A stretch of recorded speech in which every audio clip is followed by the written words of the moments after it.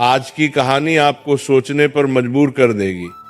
अक्सर हम कई मौकों पर कुत्तों का नाम लेकर मिसाल दिया करते हैं।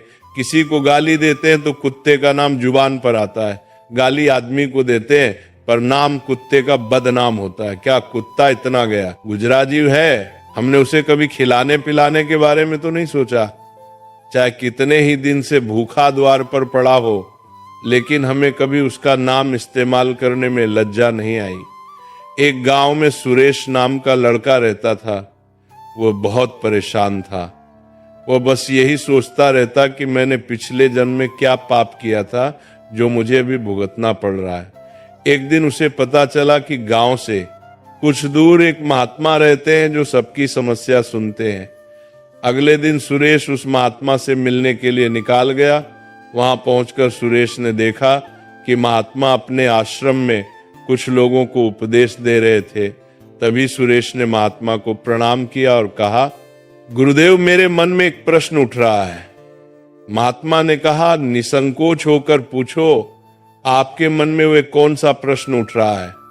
तब सुरेश ने कहा, गुरुदेव, मैं ये जानना चाहता हूं कि कुत्ते को एक टुकड़ा रोटी खिलाने से मनुष्य को कौन सा फल मिलता है। तभी महात्मा ने बताया, अगर मनुष्य कुत्ते को रोटी खिलाने के 8 फायदे जान जाए तो कभी दुखी नहीं होगा। कुत्ते को एक टुकड़ा रोटी खिलाने से मनुष्य को 8 फायदे होते हैं, तथा जो भी मनुष्य इन फायदों के बारे में जान जाता है उसका जीवन धन्य हो जाता है और उसको जीवन में कभी दुखों का सामना नहीं करना पड़ता है। जो भी मनुष्य पृथ्वी लोक पर कुत्ते को एक टुकड़ा रोटी खिलाता है उसे 8 फायदे होते हैं और वो जीवन भर सुखी रहता है और उसे मृत्यु के बाद मोक्ष की प्राप्ति होती है। महात्मा ने कहा, तुम्हें एक कहानी सुनाता हूं, ध्यान से सुनना, फिर तुम्हें सब पता चल जाएगा। एक समय की बात है, एक काले रंग का कुत्ता था। वह बहुत ही लाचार था और भूखा प्यासा था। वह गांव में सभी के घर घर जाता था, परंतु उसे कोई भी व्यक्ति रोटी का एक टुकड़ा भी नहीं देता था। वह भूख के मारे इधर उधर घूमता रहता। एक दिन वो गांव के बाहर नदी के किनारे एक जस्सी के आश्रम पर पहुंच गया और जस्सी से कहने लगा, हे मुनिवर, मुझे लगता है आप बहुत ही विद्वान तथा ज्ञानी हैं, इसीलिए मैं भूखा प्यासा आपके पास आया हूं। कृपया करके आप मुझे एक टुकड़ा रोटी का दे दीजिए जिसे मैं खाकर अपनी भूख को शांत कर लूं। तभी वो ऋषि कहते हैं, हे श्वान, क्या तुम्हें गांव में एक टुकड़ा रोटी का किसी ने नहीं दिया जिसे तुम खाकर अपनी भूख मिटा सको। वो एक कुत्ता रस्सी से कहता है, हे मुनिवर, मैं आपको क्या बताऊं, आप मेरी बातों पर विश्वास नहीं करोगे। तभी वहां ऋषि कहते, श्वान, बताओ, तुम्हारी बातों पर मैं विश्वास अवश्य करूंगा, मुझे तुम बहुत ही लाचार दिखाई पड़ते हो। तभी वो कुत्ता कहता है, ठीक है मुनिवर, मैं आपको अपनी बीती बताता हूं। कुत्ता ऋषि से कहता है, हे मुनिवर, दुनिया के लोगों, हम पर रहम करो।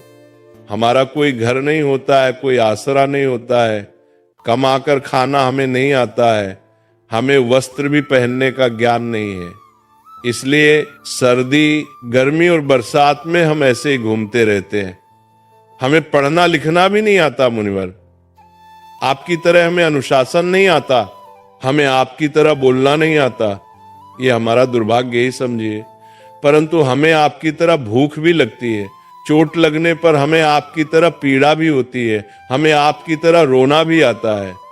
बस इन्हीं 3 कामों में हम आपकी बराबरी करते हैं, इसलिए हम पर दया दिखाइए, हमें और कष्ट मत दीजिए। ईश्वर ने तो हमें वैसे भी कष्ट देकर ही भेजा है, ऊपर से आप लोग हमें परेशान करते हैं। हम आपकी तरह मनुष्य नहीं है, हम पराधीन जीव हैं। जब हमारा जन्म हुआ उस समय हमारे आंख कान बंद थे।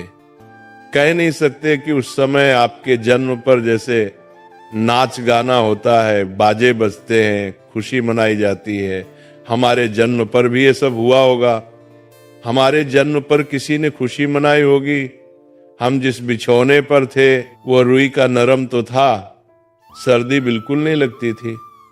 मैं मन में सोच रहा था कि किसी बड़े घर में पैदा हुआ हूं, लेकिन जब हमारी आंख खुली तो मैंने देखा कि हमारी माँ, जिसे आप लोग कुतिया बोलते हो, वो अपने 5 बच्चों को छाती से चिपकाकर एक राख के ढेर में पड़ी थी। हम 5 भाई थे, बाकी 4 भाई तो लाल और भूरे रंग के थे। मैं अकेला ही काले रंग का था। सबसे छोटा मैं ही था, इसलिए कमजोर था। मेरी माँ हम लोगों के पास कम ही आती थी, क्योंकि उसे भी अपने भोजन की व्यवस्था करनी पड़ती थी। यदि वह न खाती तो हमें दूध कहाँ से पिलाती। उसे एक माँ पर हम 5 भाई निर्भर थे। वह बेचारी अपने भोजन के लिए इधर उधर दौड़ती रहती थी। कभी भोजन मिल भी जाता था, कभी नहीं भी मिलता था, लेकिन वो हमेशा हम 5 का बड़ा ख्याल रखती थी। आखिर वो हमारी माँ थी। वह रात भर जागकर गांव की रखवाली करती थी।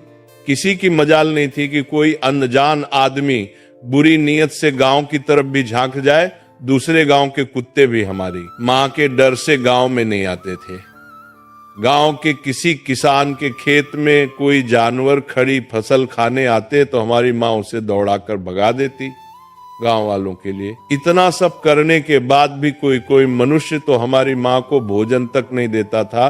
भोजन के लिए हमारी माँ को मजबूर होकर छीना झपटी करनी पड़ती थी। कई बार तो लोग उसे लाठी डंडों से पीट पीट कर भगा देते थे। बेचारी उस दिन भूखी प्यासी रहकर पेट की आग से जलती रहती थी। वह कहता है, हे मुनिवर, आखिर भूख तो हमें आपकी ही तरह लगती है। ऊपर से उसे अपने 5 बच्चों की चिंता भी लगी रहती थी। आखिर माँ जो थी, भूख उसे चैन से बैठने नहीं देती थी और